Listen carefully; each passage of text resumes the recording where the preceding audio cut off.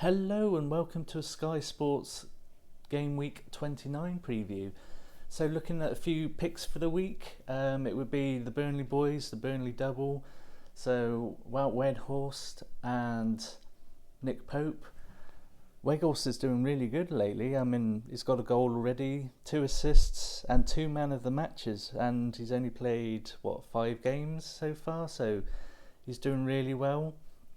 Nick Pope, my original plan was to transfer him out for Ramsdale on Sunday the 13th, I think, of March. So you get Nick Pope on the Saturday and then you can swap to Nick Pope on the Sunday.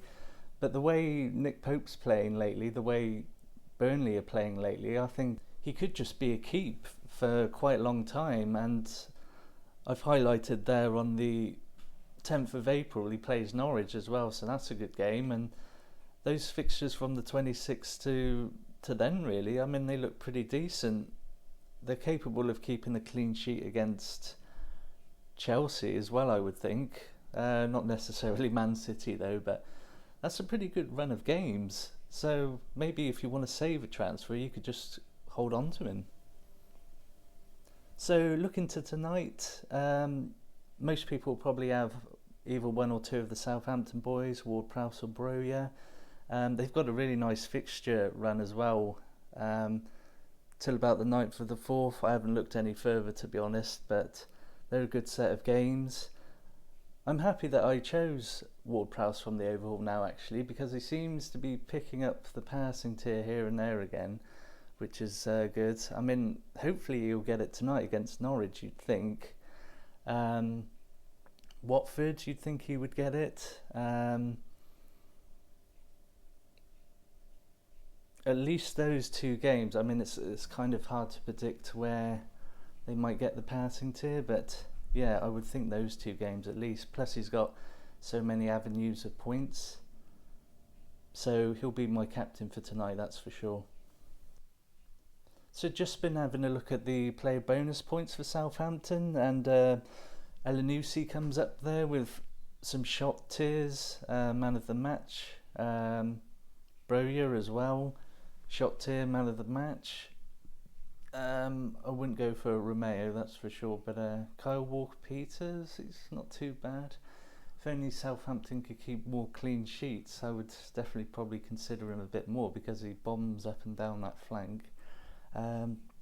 James Ward-Prowse with a couple of passing tiers there. Livramento, maybe he can get back on it as well, some of the form that he showed earlier in the season. So yeah, another pick for the week, if you've got any transfers to spare or you just want to take a totally mad punt, is Riyad Mahrez.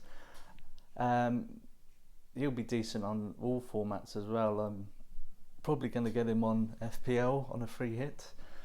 But yeah, every time he seems to play, I swear they get a penalty. Like every time he plays, even if he comes off the bench for 10 minutes at the end of a game, Man City get a penalty. It always seems to be the way. There seems to be a pattern here, you know. Maybe I'm just being mad, but I swear every time, you know. So yeah, he'll be quite a fun, exciting pick if you fancy it. So yeah, a lot of us brought in either Harry Kane or Son. I think even Son's ownership to begin with started at 6.6% or something. That's gone up. Pretty sensible move though, I would think, because you got Leeds on Saturday and a potential captain choice. Leeds are wide open. We know all about Leeds and their defending at the moment.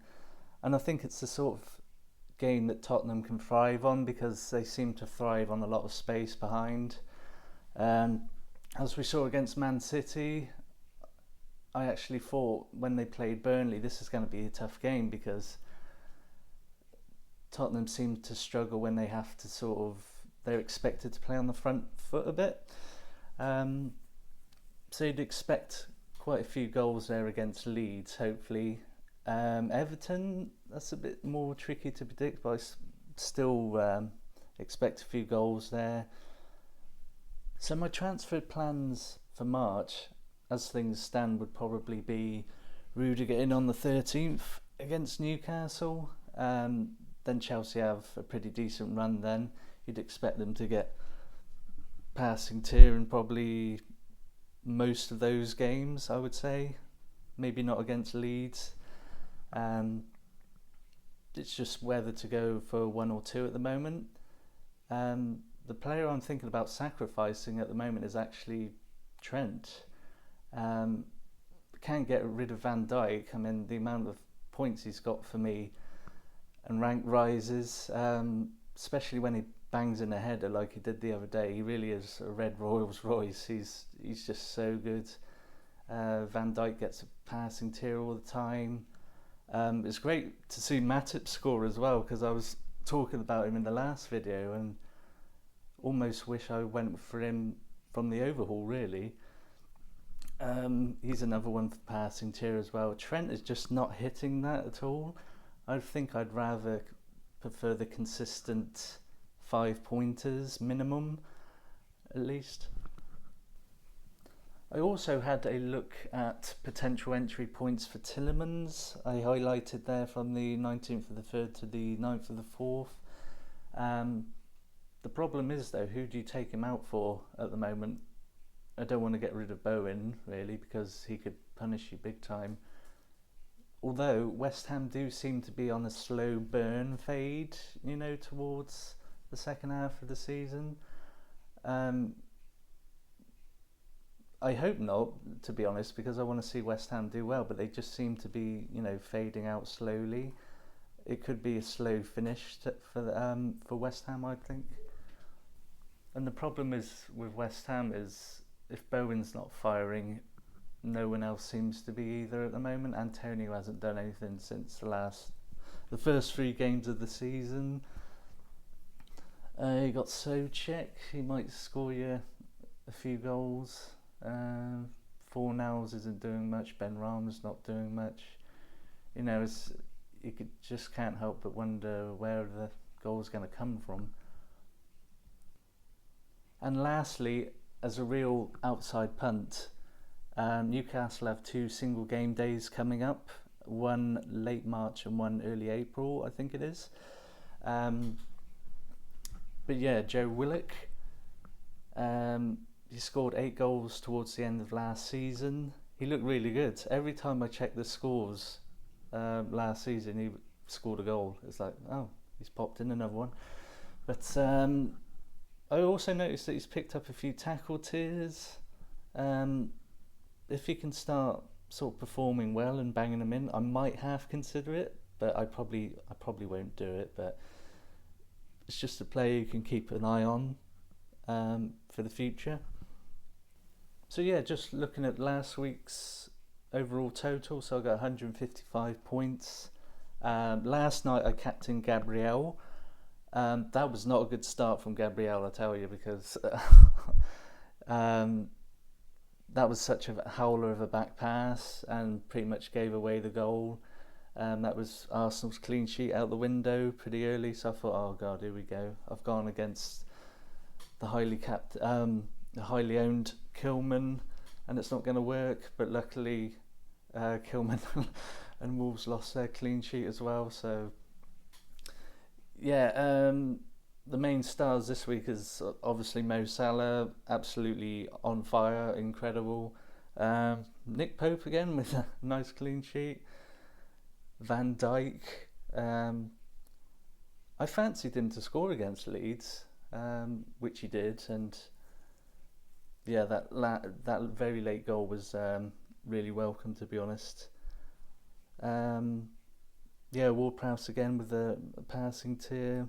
Oh, Conor Gallagher as well, he did really well. Again, he's a one to keep for the season. And I've just checked literally just now, and his ownership's gone down again to 67.1%. Yeah, I really don't know about that, to be honest, but I'm quite happy to keep him. Looking to the captaincies this week, so Friday night tonight will be Ward-Prowse for me. Then it will either be between Harry Kane or João Cancelo. I can't see Man City rotating though and messing about, because they've got a title to fight for now. Sunday, Gerald Bowen, and Tuesday the 1st will be Nick Pope. Whether he can keep a clean sheet against Leicester, I'm not so sure, but he might be able to pick up a save tier on captaincy. I think I'll take that right now, to be honest. So if you enjoyed the video, please do give a like and subscribe. That would be much appreciated. Good luck to everyone, and I'll see you again soon.